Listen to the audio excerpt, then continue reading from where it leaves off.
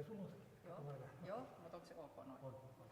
Ja onko tämä mikki nyt siis koko ajan päällä? Ei. Niin just. Ei, mä säädän. Sä aktivoit sen sieltä. Mutta puuttuu. Niin Okei, just. selvä. Oikein hyvä.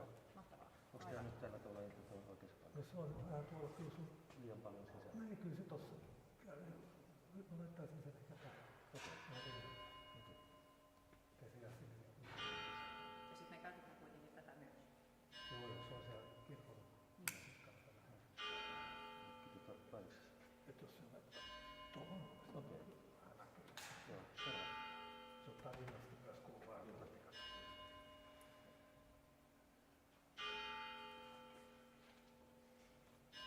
Mä oon nyt lähetyksessä.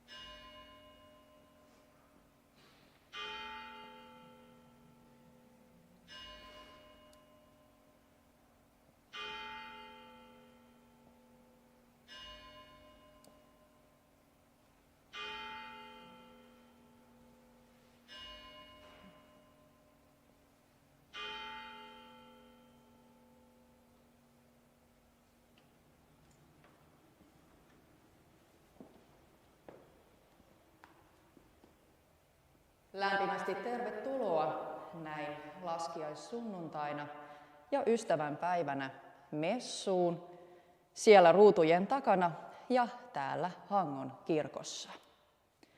Meillä on tässä messussa vahtimestarina Marika ja kanttorina Aksel. Saarnan pitää pappimme Ilpo ja liturgina toimin minä, Maija pappi. Synnin tunnustuksena käytämme virsikirjojen harmailta sivuilta löytyvää vaihtoehtoa numero 705. Ehtoollinen jaetaan tänään jatkuvan pöydän käytäntönä, eli kun olet nauttinut ehtoollisen, voit siirtyä takaisin omalle paikallesi ja päätössanat sanotaan kaikille yhteisesti. Ehtoollisella tulee myös noudattaa riittäviä reilun parin metrin turvavälejä. Mutta aloitetaan nyt yhdessä virrellä numero 54. Tervetuloa.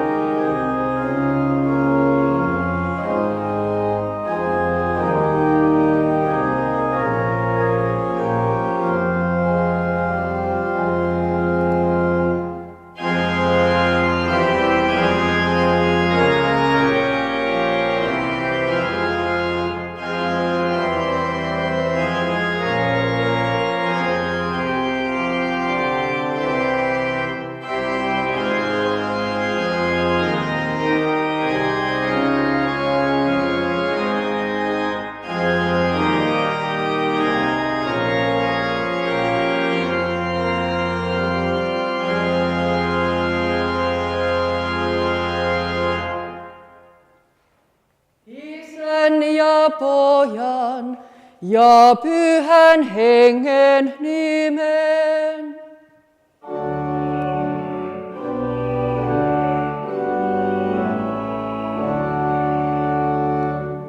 Herra olkoon teidän kanssanne.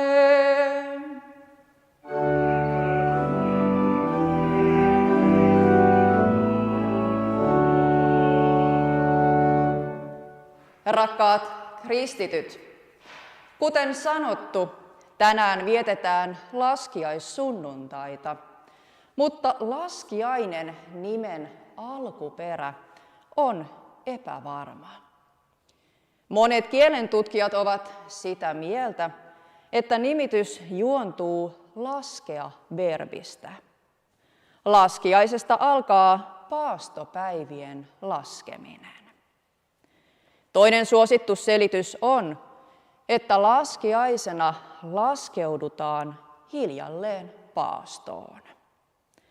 Ensi keskiviikkona vietetään tuhkakeskiviikkoa, josta alkaa kristittyjen paaston aika. Ja tämä niin sanottu suuri paasto kestää aina pääsiäissunnuntaihin saakka.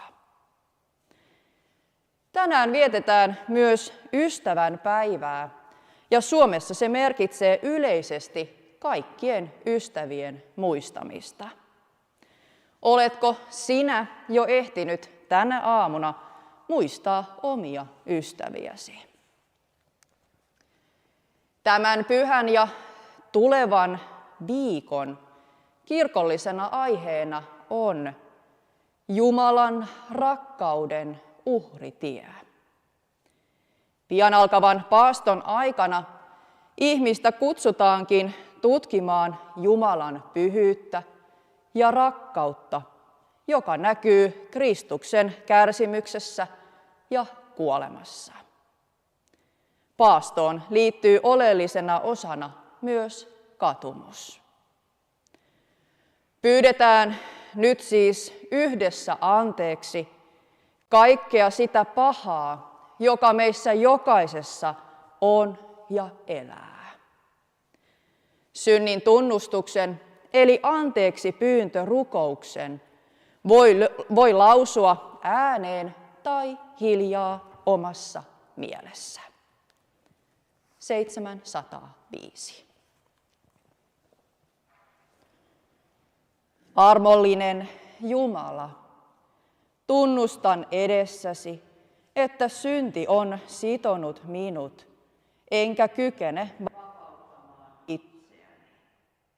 Olen rikkonut pyhän tahtovasi vastaan ja torjunut käskyjesi siunauksen.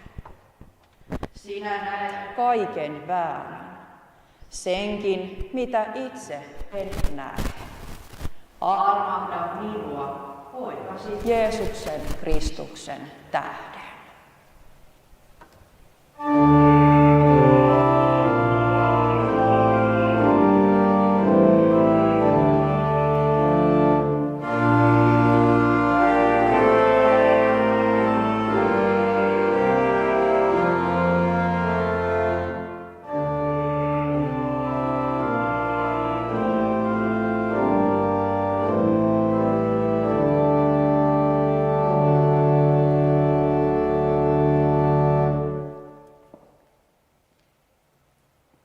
Herra on lähellä niitä, joilla on särkynyt sydän. Hän pelastaa ne, joilla on murtunut mieli. Jeesuksen Kristuksen palvelijana vakuutan sinulle, että Jumala antaa armossaan kaikki sinun syntisi anteeksi. Aamen.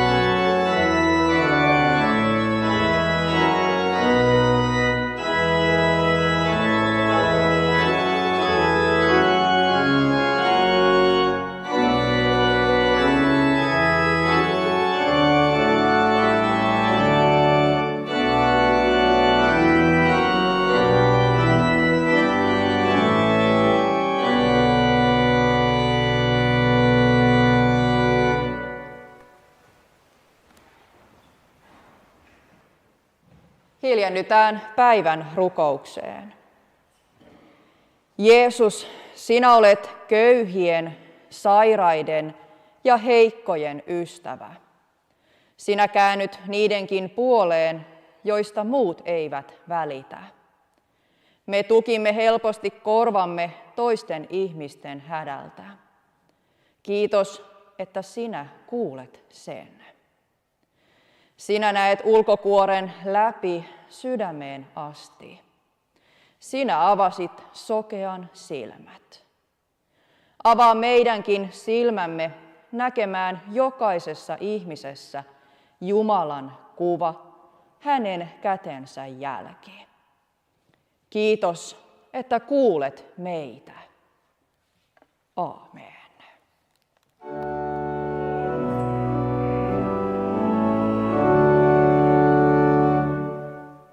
Tämän pyhän ensimmäinen lukukappale on Hesekielin kirjan luvusta 18.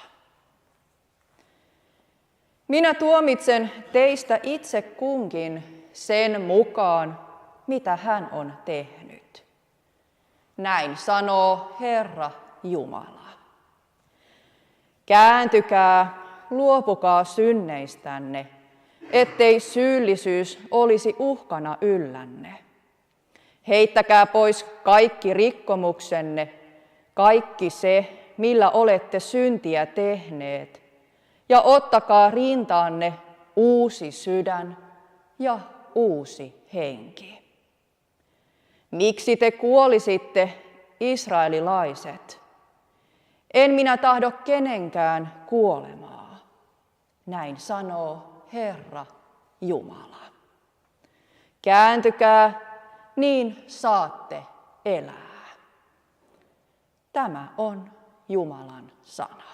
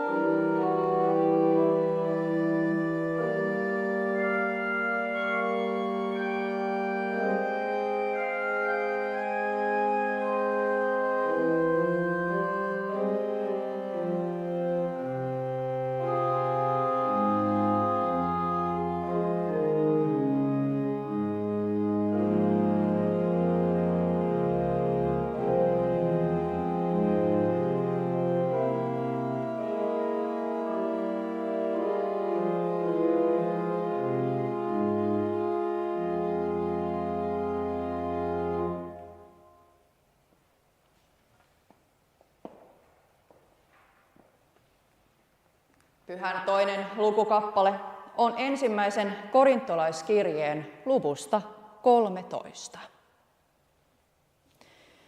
Vaikka minä puhuisin ihmisten ja enkelien kielellä, mutta minulta puuttuisi rakkaus, olisin vain kumiseva vaski tai helisevä symbaali.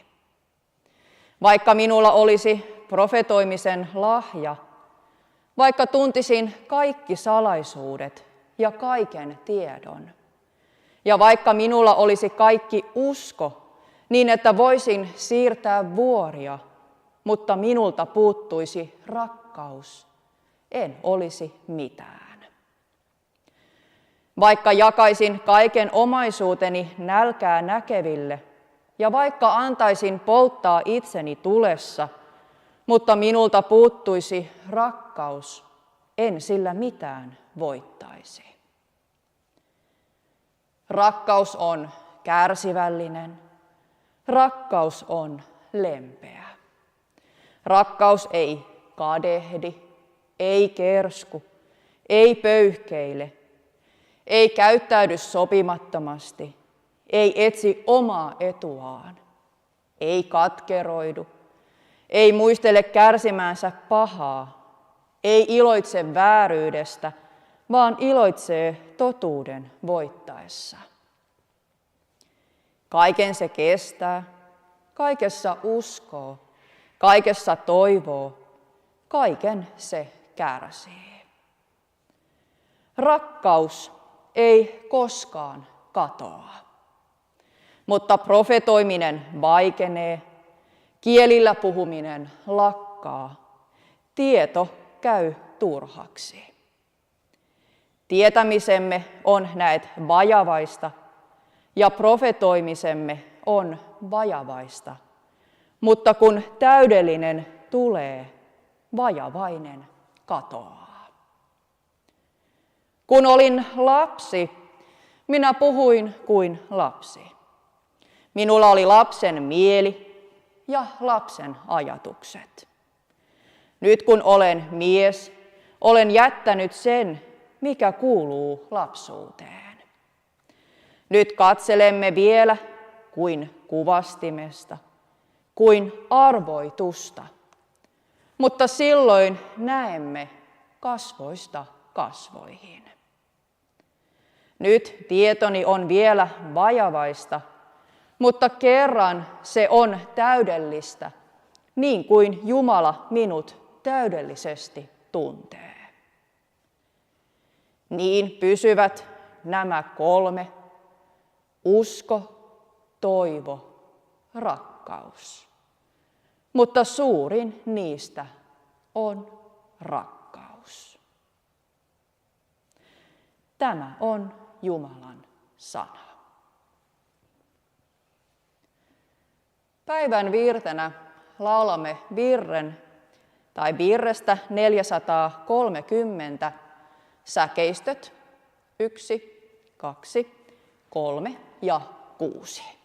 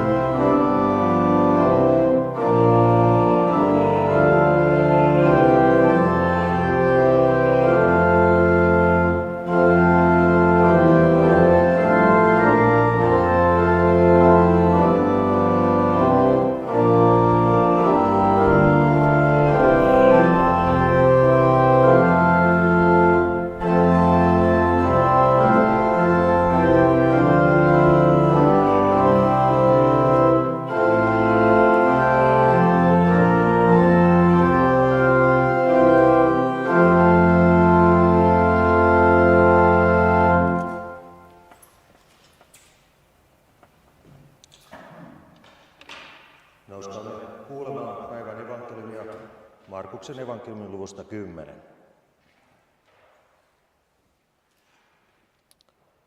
Kun he sitten nousivat Jerusalemiin vievää tietä, Jeesus kulki muiden edellä. Opetuslapset olivat ymmällä ja heidän perässään kulkevat ihmiset alkoivat pelätä. Silloin Jeesus kutsui taas luokseen 12 opetuslastaan ja alkoi puhua heille siitä, mitä hänelle oli tapahtuva. Me menemme nyt Jerusalemiin ja ihmisen poika annetaan ylipappien ja lainopettajien käsiin. He tuomitsevat hänet kuolemaan ja luovuttavat hänet pakanoille, ja nämä pilkkaavat ja sylkevät ja ruoskivat häntä ja tappavat hänet. Mutta 3 päivän kuluttua hän nousee kuolleista. Jaakob ja Johannes, Sebedeuksen pojat, tulivat Jeesuksen luo ja sanoivat, opettaja, meillä olisi sinulle pyyntö. Suostuthan siihen. Mitä te haluatte minun tekevän, kysyi Jeesus.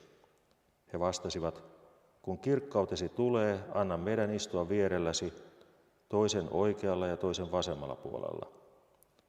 Jeesus sanoi heille, te ette tiedä mitä pyydätte. Onko teistä juomaan sitä maljaa, jonka minä juon? Voitteko te ottaa sen kasteen, jolla minut kastetaan? Voimme, he vastasivat. Silloin Jeesus sanoi heille, sen maljan, jonka minä juon, te vielä juottekin, ja sillä kastella, jolla minut kastetaan myös teidät. Mutta minä en määrää sitä, kuka istuu oikealla ja kuka vasemmalla puolellani. Ne paikat ovat niiden, joille ne on tarkoitettu. Kun muut 10 kuulivat tästä, he suuttuivat Jaakobille ja Johannekselle. Mutta Jeesus kutsui heidät luokseen ja sanoi, te tiedätte, että ne, jotka ovat hallitsijan asemassa, ovat kansojen herroja, ja maan mahtavat pitävät kansoja valtansa alla. Niin ei saa olla teidän keskuudessanne. Joka tahtoo teidän joukossanne tulla suureksi, se olkoon toisten palvelija. Ja joka tahtoo tulla teidän joukossanne ensimmäiseksi, se olkoon kaikkien orja. Ei ihmisen poikakaan tullut palveltavaksi, vaan palvelemaan ja antamaan henkensä lunnaiksi kaikkien puolesta. Tämä on pyhä evankeliumi.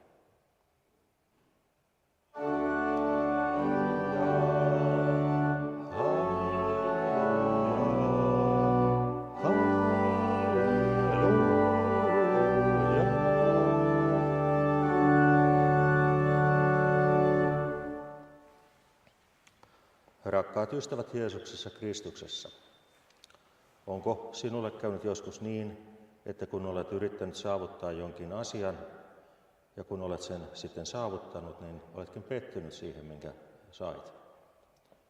Päivän tekstissä Jaakobille ja Johannekselle olisi käynyt niin, ellei Jeesus olisi torjunut heidän pyyntöään. He eivät nimittäin tienneet, mitä he pyysivät. Jeesuksen julkinen toiminta on saavuttanut nyt käännekohtansa. Jeesus kulki kansanjoukon edellä ja opetuslapset olivat hämmentyneitä ja kansanjoukko pelon varlassa. Normaalisti pyhiinvaellusmatkat Jerusalemiin olivat iloisia ja täynnä suuria odotuksia. Nyt tunnelma oli erilainen. Psalmissa 42 sanotaan, että tuskissani minä muistelin, kuinka kuljin temppeliin juhlasaatossa. Nyt ei tosiaan menty juhlasaatossa. Kaikki aavistivat, että jotain kohtalonomaista oli odotettavissa ja vain Jeesus kulkee päättäväisesti eteenpäin. Hän ilmoittaa opetuslapsilleen uudelleen lähestyvästä kärsimyksestään. Se synnyttää heissä pahoja aavistuksia ja pelkoja Jeesuksen kohtalosta. Ehkä kansanjoukko on silloin enemmän ahdistunut vallitsevasta poliittisesta tulenarasta tilanteesta ja Israelin kansan tulevaisuudesta roomalaisten miehittämänä. He pitivätkin Jeesusta nimenomaan enemmän poliittisena johtajana ja vapauttajana roomalaisten ikeestä. Kärsivä Messias on heille tuntematon. Riippaisevalla tavalla Jeesuksen kertoessa kärsimyksestään se sisältää sanoman Jumalan vieraasta ja oudosta työstä. Jumalallinen rakkaus voittaa antaessaan itsensä alttiiksi kuolemaan asti.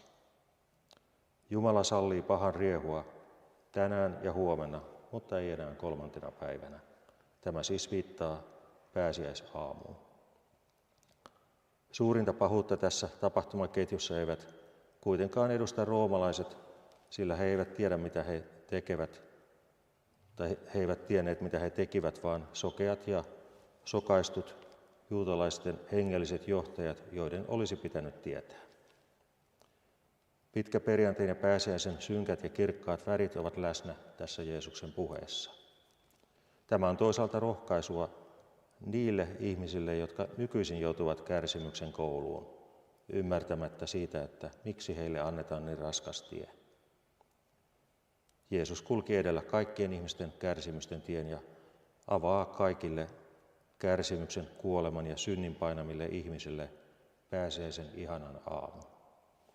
Kaikki paha ja vaikeakin palvelee lopulta Jumalan hyviä tarkoituksia, vaikka emme sitä ymmärtäisikään niiden kohdatessa meitä. Jeesus kulkee edellä saattoa johtamassa ja siihen hän kutsuu jokaista, myös meitä. Niin kuin äsken laulettiin, niin käykäämme siis ylös Jerusalemiin Jeesuksen kanssa. Jeesus puhuu vastauksessaan Jaakobille ja Johannekselle kärsimyksen maljasta ja kasteesta, jolla hänet kastetaan.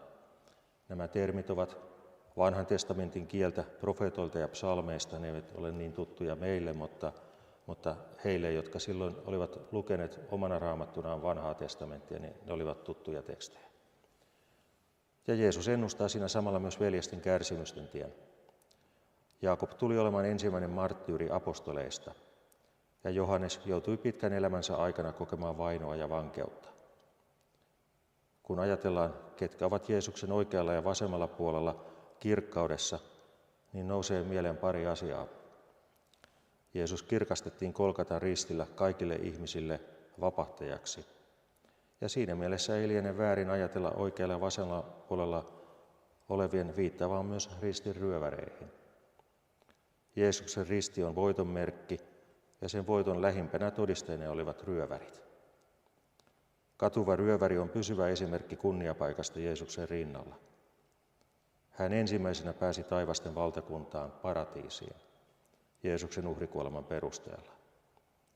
Siellä on kunniapaikka kaikille, jotka ryövärin tavoin tunnustavat syntinsä ja turvaavat kärsivään vapahtajaan. Toinen huomio on, että ilmestyskirjassa puhutaan taivaasta ja siellä sanotaan, että valtaistuimella istuvan vieressä on karitsa, siis Jeesus. Mutta siellä ei mainita ketään ihmistä Jeesuksen oikealla tai vasemmalla puolella. Niin että tämä jää jossain määrin meille auki ja arvoitukseksi, että mitkä on ne Jeesuksen oikealla ja vasemmalla puolella kirkkaudessa olevat, mutta tässä nyt on kaksi huomiota niihin.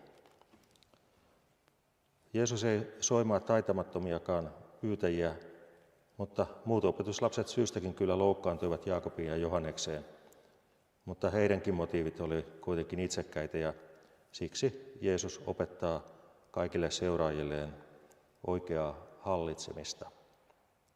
Hän tuo esiin kaksi vastakkaista hallintomallia, joista toinen sopii kristilliseen yhteisöön.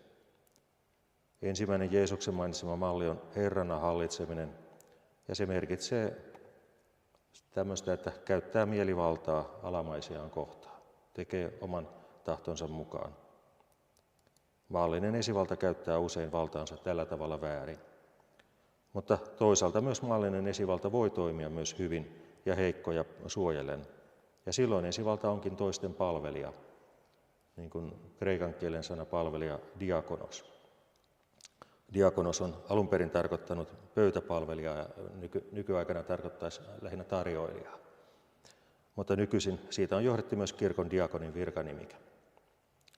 Toinen Jeesuksen mainitsema malli on juuri palveleminen. Hyvä ja oikea vallankäyttö ei perustu asemaan, vaan palvelemiseen.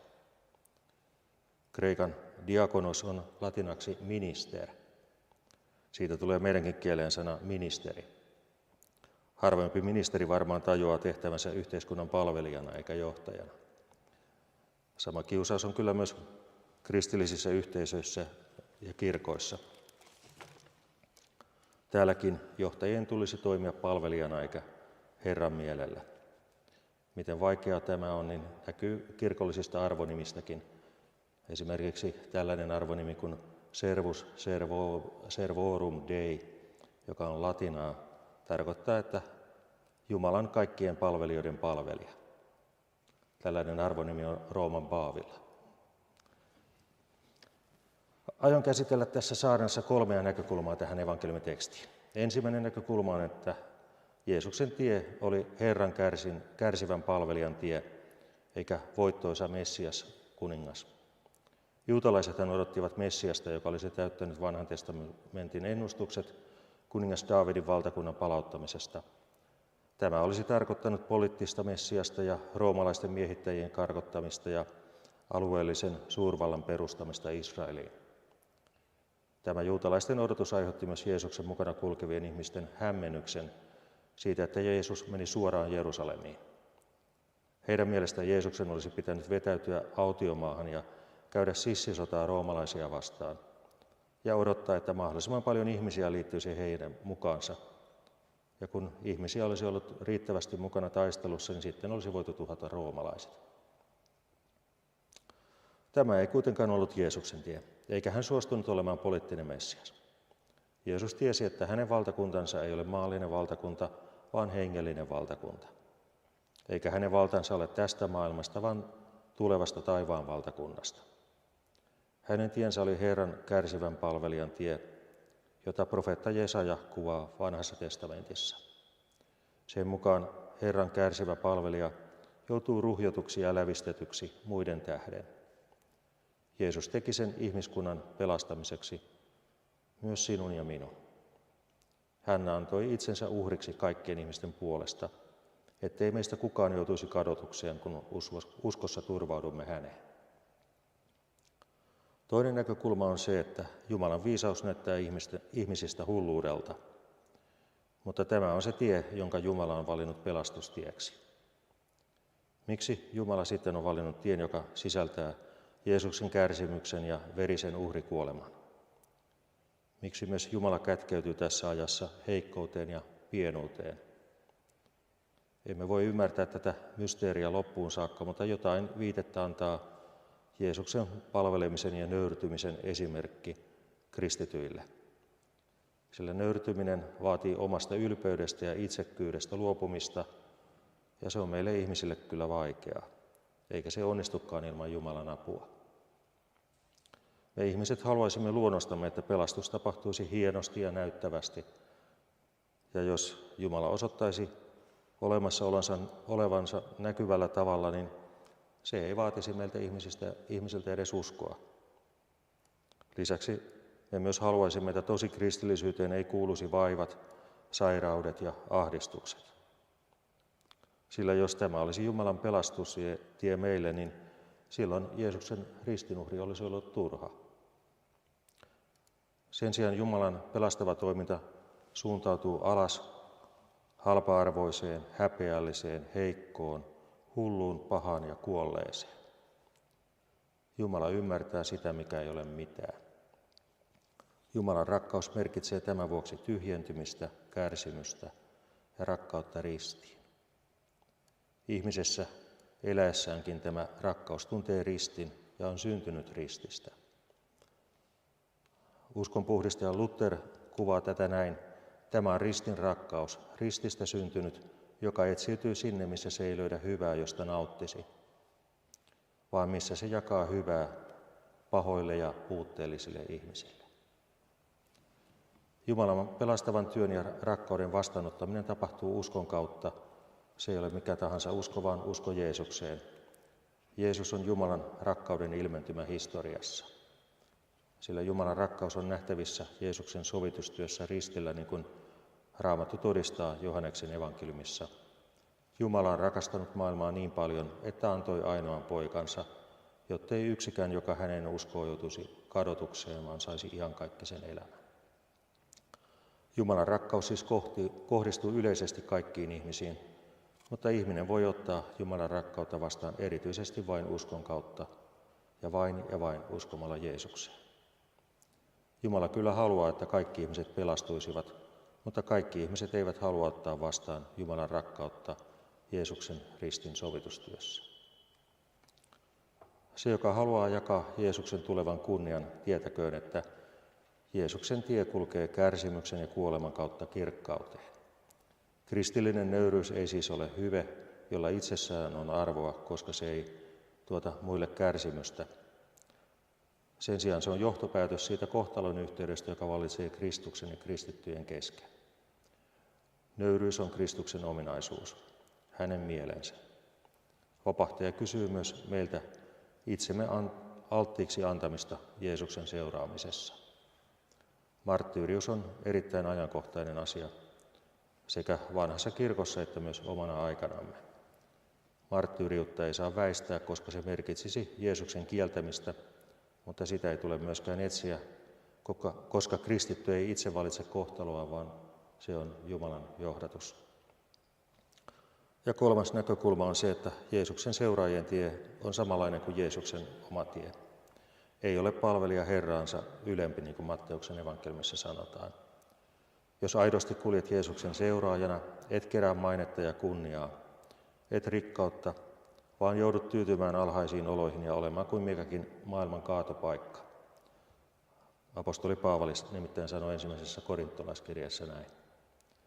Jeesus myös itse sanoi, että hänen seuraajiensa tulee ottaa joka päivä ristinsä ja seurata häntä, ja että joka kadottaa elämänsä hänen tähtensä, niin hän löytää oikean todellisen elämän. Elämällään Jeesus antoi meille myös esimerkin, että me hallitse muita ja alista heitä valtaamme, vaan meidät on kutsuttu palvelemaan muita. Meidän tulee vähetä niin, että Kristus voisi kasvaa ja saada meissä muotoa. Sillä Kristus tuli tänne palvelemaan meitä ja antamaan henkensä meidän puolestamme, niin samalla tavalla hän kutsuu myös meitä palvelemaan toisia ja olemaan valmis sillä tiellä myös kärsimykseen. Se, joka tavoittelee johtajan paikkaa ilman rakkautta, nöyryyttä ja palvelemista, on toteuttamassa vain omaa haluaan, ei Jumalan tahtoa. Palveleminen antaa elämään uuden sisällön ja tarkoituksen, joka on mielekkäämpi sisältö kuin rahan kerääminen ja nautinnossa eläminen. Toisaalta Jeesuksen antamassa elämässä ihmisen elämä rakentuu totuudelle eikä valheen varaan. Ja vaikka se sisältää ahdistusta, niin se antaa myös rauhan, joka on kaikkea ymmärrystä ylempi, joka kestää vaikka millainen asia kohtaisi sinua tai läheisiäsi. Mutta tärkein asia on kuitenkin se, että lopullinen palkinto tulee vasta tämän maallisen elämän jälkeen taivaassa, missä ei enää ole kipua eikä sairautta ja kaikki kyyneleetkin pyyhitään pois. Siispä katsokaamme Herraan Jeesukseen, Kristukseen ja hänen rakkauteensa. Antakaamme hänen rakkautensa täyttää sisimpämme. Käsittelin tässä saarnassa 3 asiaa.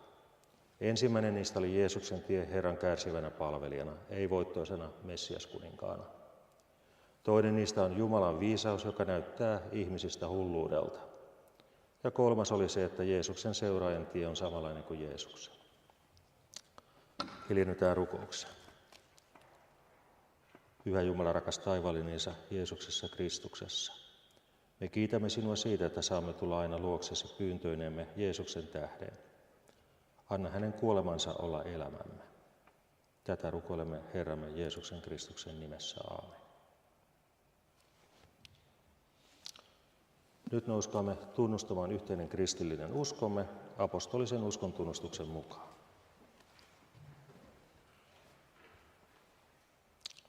Minä uskon Jumalaan, Isään kaikkivaltiaaseen, taivaan ja maan luojaan, ja Jeesukseen Kristukseen, Jumalan ainoaan poikaan, meidän Herraamme, joka sikisi pyhästä hengestä, syntyi neitsyt Marjasta, kärsi Pontius Pilatuksen aikana, ristiinnaulittiin, kuoli ja haudattiin. Astui alas Tuonelaan, nousi 3. päivänä kuolleista, astui ylös taivaisiin, istuu Jumalan, Isän kaikkivaltian oikealla puolella ja on sieltä tuleva tuomitsemaan eläviä ja kuolleita. Ja pyhään henkeen, pyhän yhteisen seurakunnan, pyhäin yhteyden, syntien anteeksi antamisen, ruumiin ylösnousemisen ja iankaikkisen elämän.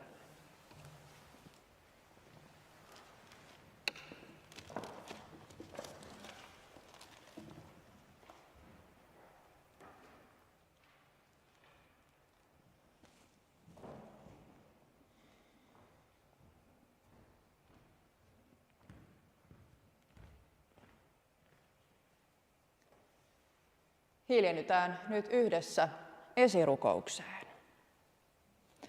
Pyhä Jumala, rakas taivaallinen Isä, sinä olet antanut meille oikeuden lähestyä sinua poikasi Jeesuksen Kristuksen nimessä ja tuoda sinulle pyyntömme ja kiitoksemme. Kuule meitä, kun rukoilemme yhteisten asioiden ja kaikkien lähimmäistemme puolesta. Rakas taivaan Isä, siunaa rippikoululaisia, jotka saavat nyt kristillistä opetusta. Opeta heitä tuntemaan isällinen rakkautesi. Anna sanasi olla heille oppaana elämän valinnoissa ja ratkaisuissa. Valaise heitä pyhällä hengelläsi. Anna siunauksesi myös rippikoululaisten koteihin. Auta vanhempia ja kummeja tukemaan rakkaudellaan ja omalla esimerkillään nuorten aikuistumista. Jumala, Isämme, me kiitämme sinua ystävistämme ja kaikista läheisistämme. Kiitos, että olet antanut meille ystäviä, joiden kanssa viettää aikaa ja keskustella. Säilytä yhteys elävänä ja anna monia armorikkaita vuosia. Sinä, joka tunnet kaikki ilomme ja huolemme, siunaa meitä. Jumala, luojamme, ole lähellä sairaita ja kärsiviä, vanhuksia ja kuolevia. Anna heille lohdutusta poikasi kärsimyksestä. Anna heitä hoitaville ja meille kaikille taitoa ja voimaa välittää heille inhimillistä läheisyyttä ja huolenpitoa. Jumala, sulje huolenpitoosi ja isälliseen rakkauteesi yksinäiset, ne, joilla ei ole läheisiä tai jotka ovat unohdettuja. Ole myös lähellä niitä, jotka kärsivät vankilatuomiota. Anna meille alttiutta, että jaksamme muistaa niitä, jotka ovat yksin, pitää heihin yhteyttä ja tuoda heille iloa ja virkistystä. Taivaallinen Isämme, kuule nyt myös hiljainen rukouksemme, jossa saamme kiittää, pyytää ja toivoa.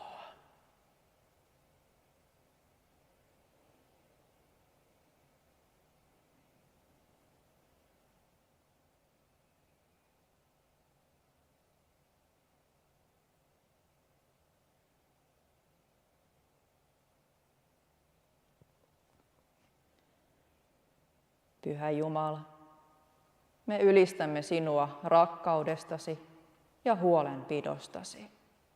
Me jätämme koko elämämme sinun käsiisi. Vahvista meitä kulkemaan eteenpäin pyhien yhteydessä, joka ulottuu yli kaikkien aikojen kirkkauteen saakka.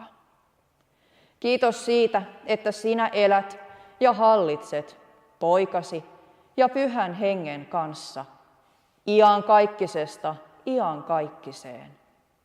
Aamen.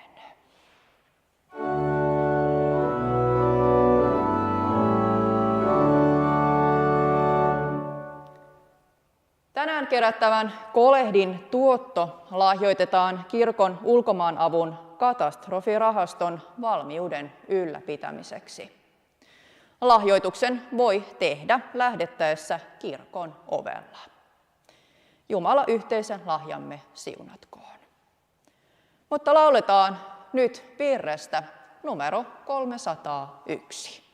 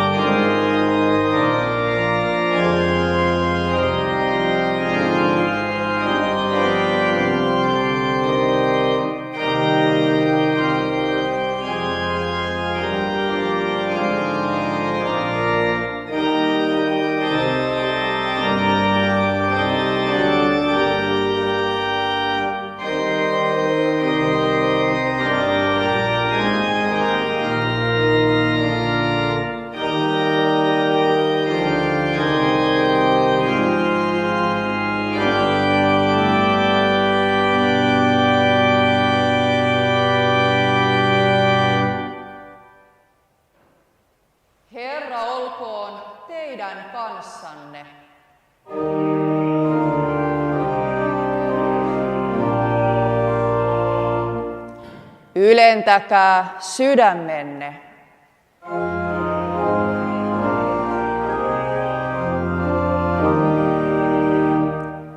Kiittäkäämme Herraa Jumalaamme.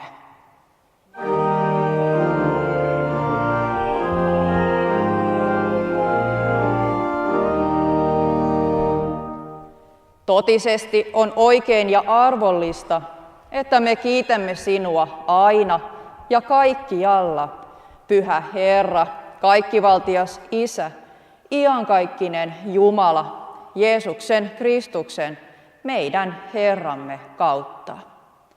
Hän on kärsinyt kuoleman meidän puolestamme ja ylösnousemisellaan avannut tien ikuiseen elämään. Me kiitämme sinua tästä taivaan lahjasta ja laulamme sinulle ylistystä enkelien ja kaikkien pyhien kanssa.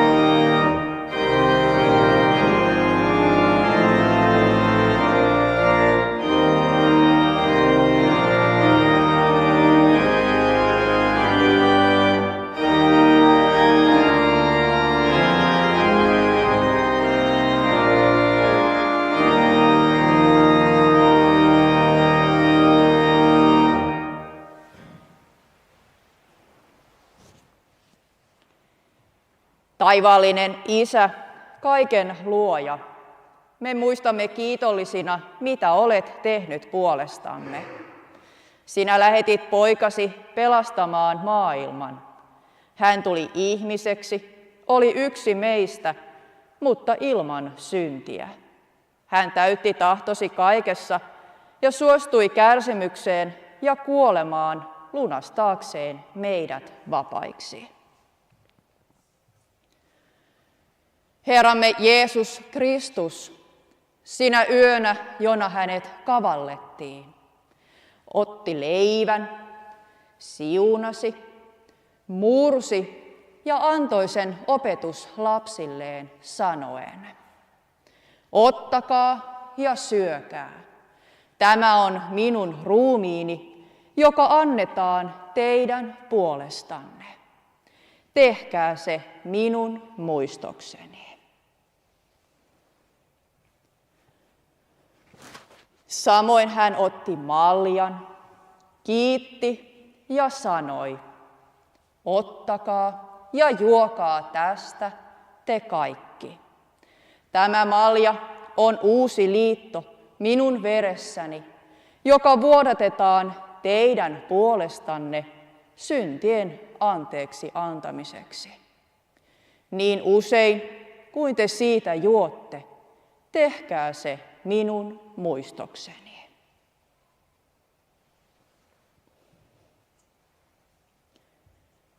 Armollinen Isä, me tahdomme täyttää tämän käskyn ja viettää pyhää ehtoollista poikasi muistoksi ja niin julistaa hänen kuolemaansa, kunnes hän tulee.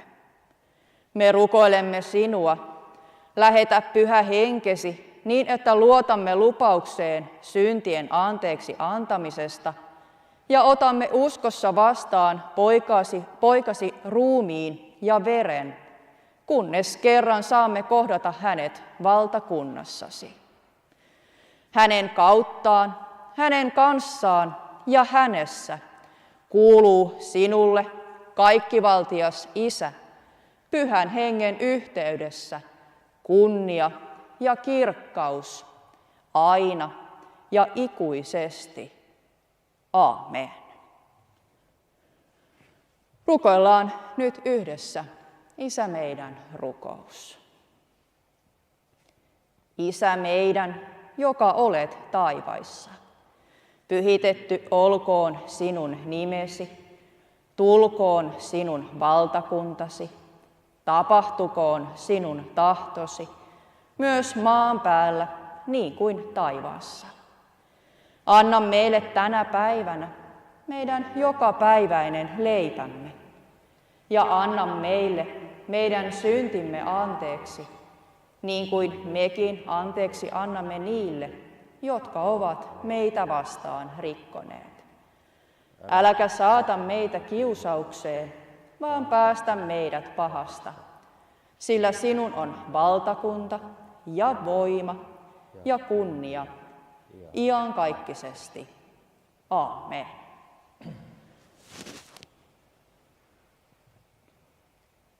Herran rauha olkoon teidän kanssanne.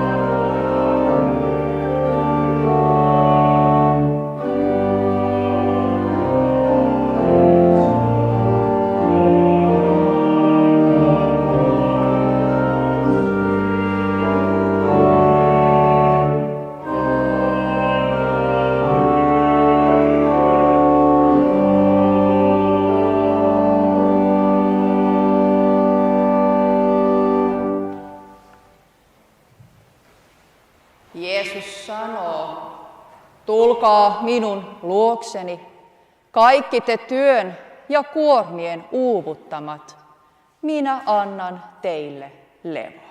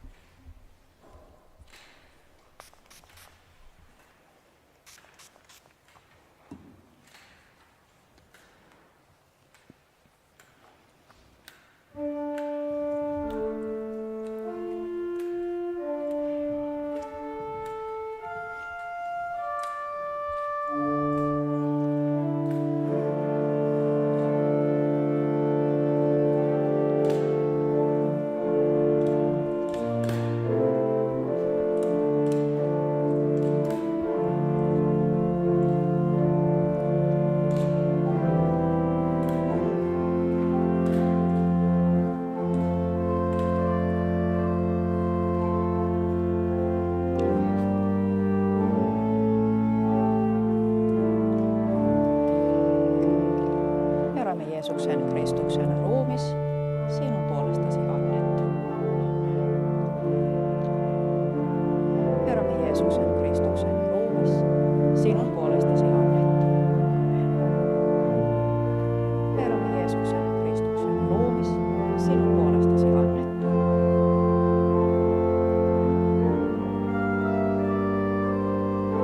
Herramme Jeesuksen Kristuksen ruumis, sinun puolestasi annettu.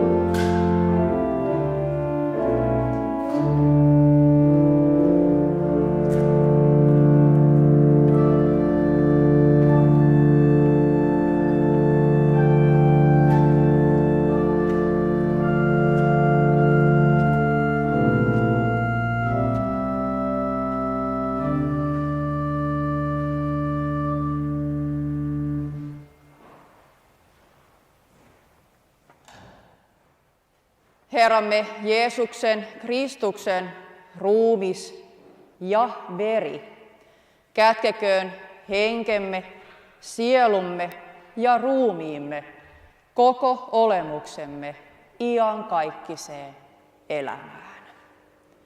Jääkää Herran rauhaan. Aamen.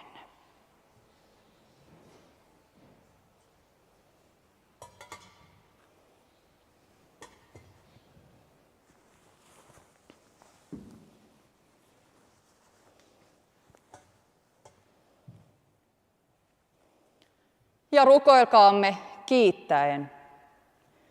Taivaallinen Isä, me kiitämme sinua ehtoollisen lahjasta, jolla vahvistat uskoamme sinuun. Liitä meidät rakkaudessa toinen toiseemme ja säilytä meissä ikuisen elämän toivo. Kuule rukouksemme poikasi Jeesuksen Kristuksen tähden. Aamen.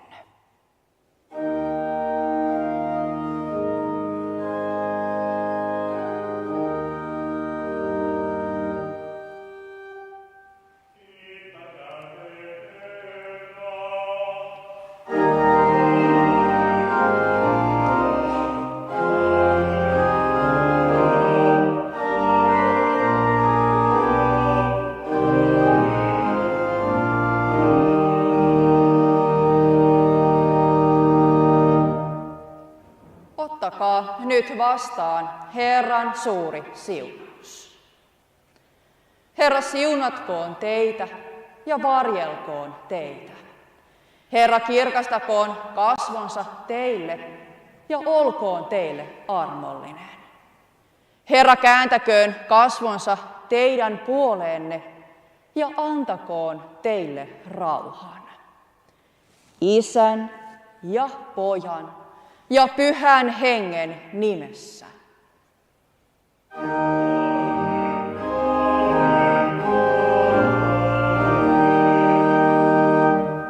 Olkaa hyvä. Päätösviirtenä laulamme tänään virrestä numero 911, säkeistöt 1–4.